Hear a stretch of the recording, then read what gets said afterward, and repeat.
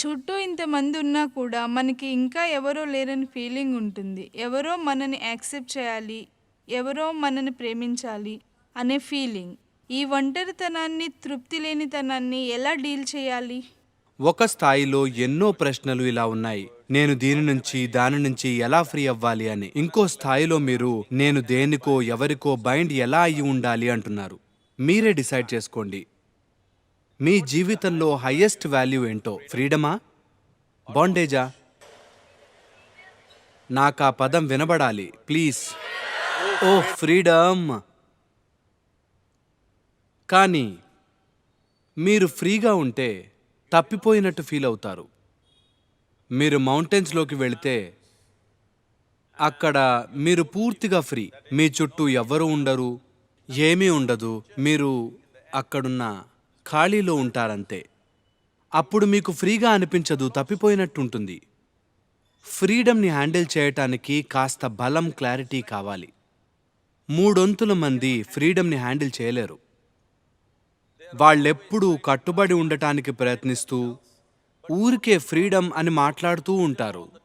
మీరు నిజంగా వాళ్ళని ఫ్రీగా వదిలేస్తే వాళ్ళు చాలా కష్టపడతారు. ఇదొక ఎవల్యూషనరీ ఇష్యూ తెలుసా? దానర్థం మనుషులు ఇప్పుడు ఇలా ఉన్నారు, ఒక పంజరంలో పక్షిలా. మీరు ఒక పక్షిని ఎక్కువ కాలం పంజరంలో ఉంచితే ఆ తర్వాత మీరు తలుపు తెరిచినా అది ఎగిరిపోదు. లోపల నుంచి అది అరుస్తుంది ఫ్రీడమ్ కోసం, కానీ అది ఎగరదు. మనిషి పరిస్థితి కూడా అంతే. మిగిలిన అన్ని జీవులకి నేచర్ 2 లైన్స్ గీసింది. అవి ఆ గీతలోనే జీవించాలి, చనిపోవాలి. అవి అదే చేస్తాయి. కానీ మనుషులకి మాత్రం బాటమ్ లైన్ ఒక్కటే ఉంది, టాప్ లైన్ లేదు.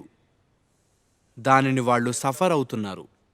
వాళ్ళ లైఫ్ కూడా మిగిలిన జంతువుల్లా ఫిక్స్డ్గా ఉంటే ఇంత స్ట్రెస్లో ఉండలేరు, ఇంత యాంగ్జైటీలో ఉండలేరు. వాళ్ళ ఇంటెలిజెన్స్ని హ్యాండిల్ చేయటానికి ఇంత స్ట్రగుల్ అయ్యేవారు కాదు. మీకు తెలియకుండా మీరు అదే కోరుకుంటున్నారు. దాన్ని రిలేషన్షిప్స్ రూపంలో లేదా ప్రొఫెషన్ రూపంలో కోరుకోవచ్చు, నేషనాలిటీ రూపంలో కోరుకుంటూ ఉండొచ్చు, ఎథ్నిసిటీ, కమ్యూనిటీ, దేవుడు, స్వర్గం, నరకం, ఇలా ఎన్నో. మీరు చేస్తోంది ఏంటంటే అసలు అక్కడ లేని లైన్ని ఆర్టిఫిషియల్గా గీయడానికి ప్రయత్నిస్తున్నారు.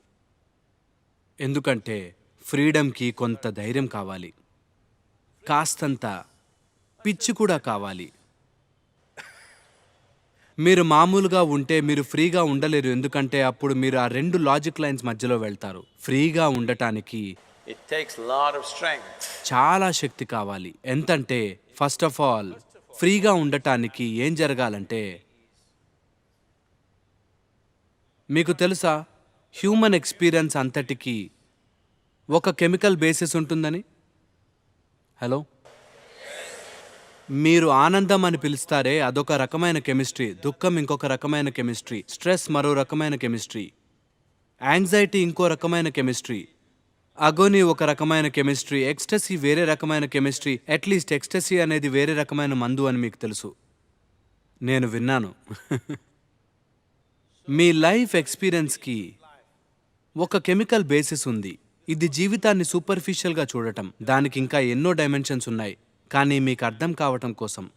ఇంకో మాటల్లో చెప్పాలంటే, దేన్నైతే మీరు నేను అంటున్నారు అది ఒక కెమికల్ సూప్. ప్రశ్న ఒకటే, మీరు మంచి సూపా లేక లౌజీ సూపా అని. అవునా కాదా? ప్రస్తుతం మీ కెమిస్ట్రీ బ్లిస్ఫుల్గా ఉంటే మీరు కళ్ళు మూసుకుంటే చాలా ఫెంటాస్టిక్గా ఉంటుంది, తెరిచినా అలాగే ఉంటుంది. ఇక్కడ ఎవరైనా ఉంటే ఫెంటాస్టిక్గా ఉంటుంది, ఎవరు లేకపోతే ఇంకా ఫెంటాస్టిక్గా ఉంటుంది. అవునా కాదా? కానీ మీదొక లౌజీ కెమిస్ట్రీ ఉందనుకోండి, మీరు ఎవరైనా చూస్తే వాళ్ళు నవ్వితే మీకు బానే ఉంటుంది, కానీ ఫెంటాస్టిక్గా ఉండదు. వాళ్ళు మీ వైపు ఇలా చూస్తే సడన్గా ఏదో ప్రాబ్లం వచ్చేస్తుంది.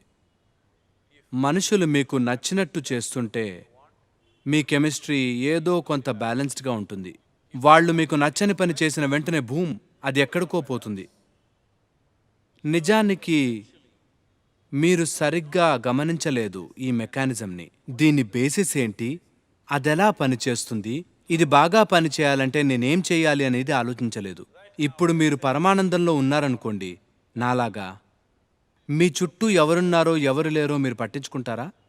అందరూ ఉంటే ఫెంటాస్టికే, వెళ్ళిపోయినా ఫెంటాస్టికే.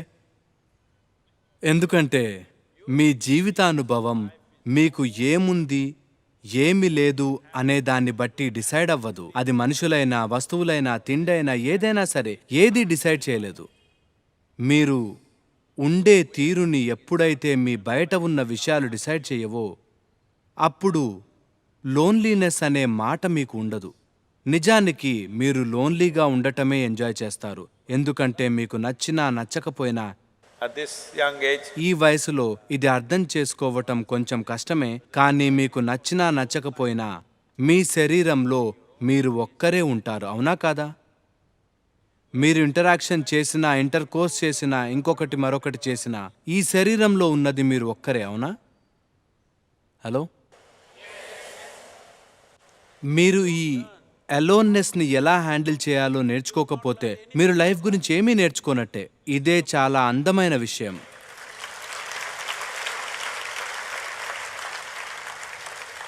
జీవితంలో అందమైన విషయం ఏంటంటే ఎవ్వరూ ఇక్కడికి రాలేరు, ఇది నా స్పేస్ మాత్రమే, అవునా కాదా?